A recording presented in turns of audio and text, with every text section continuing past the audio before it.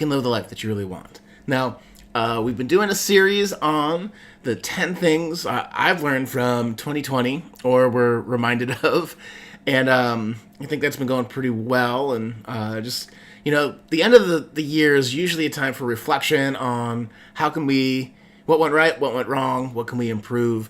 And so that's the reason why I'm doing the series. It's this is me kind of thinking through what happened for me this year, and I'd love to hear what you guys learned too. So wherever you're watching this video, below in the comments, or you could direct message me, like, what are some of your big lessons of 2020, and how are you going to apply that going forward in 2021? So. And real quick too, I do have a end of the year, new you offer.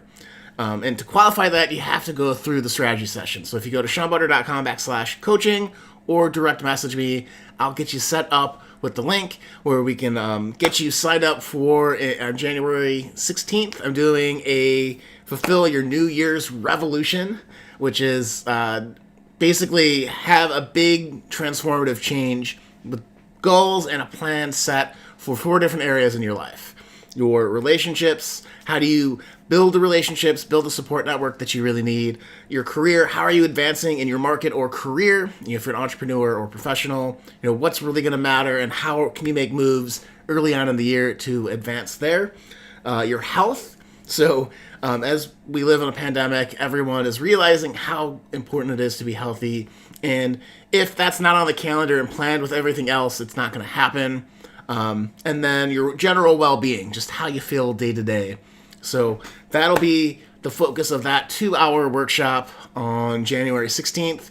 So again, if you're interested in that, it's like a $2,000 value that you'll get for free if you fill out the strategy session. So seanbutter.com/coaching or direct message me, whichever you prefer. Now, today we're talking about something that I help a lot of my coaching clients work through or have this year, which is that persistence is purpose. Another way to say that is discipline. So the things that you are constantly doing are showing you what you are focused on, what your purpose currently is. And so if you think of that and say, man, what have I been doing? I've been watching a lot of Netflix. I've been doing a lot of goofing around, or I've been, you're not happy with that question. Are you living your full truth? The thing is if you're not feeling purposeful, and so many people lost that this year, it's because you're not doing things that are purposeful. Excuse me.